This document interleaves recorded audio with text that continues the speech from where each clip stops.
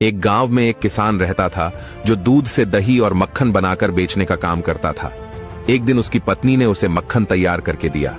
वो उसे बेचने के लिए गांव से शहर की तरफ रवाना हुआ। वो मक्खन गोल पेड़ों की शक्ल में बना हुआ था और हर पेड़े का वजन 1 किलो था। शहर में किसान ने हमेशा की तरह उस मक्खन को एक दुकानदार को बेच दिया और दुकानदार से हमेशा की तरह चाय, चीनी और तेल खरीदकर वापस अपने गांव को रवाना हो गया। किसान के जाने के बाद दुकानदार ने मक्खन को फ्रीजर में रखना शुरू किया। तभी उसे ख्याल आया कि क्यों ना एक पेड़े का वजन किया जाए। वजन करने पर पेड़ा सिर्फ 900 ग्राम का निकला। हैरत और निराशा से उस दुकानदार ने सारे पेड़े तोड़ डाले, लेकिन किसान के लाए हुए सभी पेड़े 900 ग्राम के ही थे। अगले हफ्ते किसान हमेशा की तरह जैसे ही मक्खन बेचने के लिए दुकान की दहलीज पर चढ़ा, दुकानदार ने चिल्लाते हुए कहा, दफा हो जा यहां से। किसी बेईमान और धोखेबाज शख्स के साथ कारोबार करना, लेकिन मेरे साथ नहीं। 900 ग्राम मक्खन को पूरा 1 किलो कहकर बेचने वाले की मैं शक्ल भी देखना गवारा नहीं करता। किसान ने कहा, अरे बड़े भाई, मुझसे नाराज ना हो। हम तो गरीब और बेचारे लोग हैं। हमारी माल तौलने के लिए बांट खरीदने की हैसियत कहां। आपसे जो 1 किलो चीनी लेकर जाता हूं, उसी को तराजू के एक पल्ले में रखकर दूसरे पल्ले में उसी के वजन का मक्खन तौल कर ले आता हूं। यह सुनकर दुकानदार का सर शर्म से झुक गया।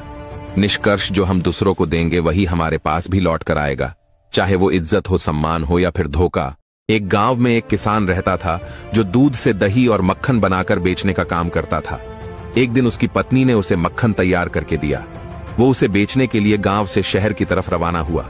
वो मक्खन गोल पेड़ों की शक्ल में बना हुआ था और हर पेड़े का वजन 1 किलो था। शहर में किसान ने हमेशा की तरह उस मक्खन को एक दुकानदार को बेच दिया और दुकानदार से हमेशा की तरह चाय, चीनी और तेल खरीदकर वापस अपने गांव को रवाना हो गया। किसान के जाने के बाद दुकानदार ने मक्खन को फ्रीजर में रखना शुरू किया। तभी उसे ख्याल आया कि क्यों ना एक पेड़े का वजन किया जाए। वजन करने पर पेड़ा सिर्फ 900 ग्राम का निकला। हैरत और निराशा से उस दुकानदार ने सारे पेड़े तोड़ डाले, लेकिन किसान के लाए हुए सभी पेड़े 900 ग्राम के ही थे। अगले हफ्ते किसान हमेशा की तरह जैसे ही मक्खन बेचने के लिए दुकान की दहलीज पर चढ़ा, दुकानदार ने चिल्लाते हुए कहा, दफा हो जा यहां से। किसी बेईमान और धोखेबाज शख्स के साथ कारोबार करना, लेकिन मेरे साथ नहीं। 900 ग्राम मक्खन को पूरा 1 किलो कहकर बेचने वाले की मैं शक्ल भी देखना गवारा नहीं करता। किसान ने कहा, अरे बड़े भाई, मुझसे नाराज ना हो। हम तो गरीब और बेचारे लोग हैं। हमारी माल तौलने के लिए बांट खरीदने की हैसियत कहां। आपसे जो 1 किलो चीनी लेकर जाता हूं, उसी को तराजू के एक पल्ले में रखकर दूसरे पल्ले में उसी के वजन का मक्खन तौल कर ले आता हूं। यह सुनकर दुकानदार का सर शर्म से झुक गया। निष्कर्ष, जो हम दूसरों को देंगे वही हमारे पास भी लौट कर आएगा, चाहे वो इज्जत हो, सम्मान हो या फिर धोखा। एक गांव में एक किसान रहता था जो दूध से दही और मक्खन बनाकर बेचने का काम करता था। एक दिन उसकी पत्नी ने उसे मक्खन तैयार करके दिया। वो उसे बेचने के लिए गांव से शहर की तरफ रवाना हुआ। वो मक्खन गोल पेड़ों की शक्ल में बना हुआ था और हर पेड़े का वजन 1 किलो था। शहर में किसान ने हमेशा की तरह उस मक्खन को एक दुकानदार को बेच दिया और दुकानदार से हमेशा की तरह चाय, चीनी और तेल खरीदकर वापस अपने गांव को रवाना हो गया। किसान के जाने के बाद दुकानदार ने मक्खन को फ्रीजर में रखना शुरू किया। तभी उसे ख्याल आया कि क्यों ना एक पेड़े का वजन किया जाए। वजन करने पर पेड़ा सिर्फ 900 ग्राम का निकला। हैरत और निराशा से उस दुकानदार ने सारे पेड़े तोड़ डाले, लेकिन किसान के लाए हुए सभी पेड़े 900 ग्राम के ही थे। अगले हफ्ते किसान हमेशा की तरह जैसे ही मक्खन बेचने के लिए दुकान की दहलीज पर चढ़ा, दुकानदार ने चिल्लाते हुए कहा, दफा हो जा यहां से। किसी बेईमान और धोखेबाज शख्स के साथ कारोबार करना, लेकिन मेरे साथ नहीं।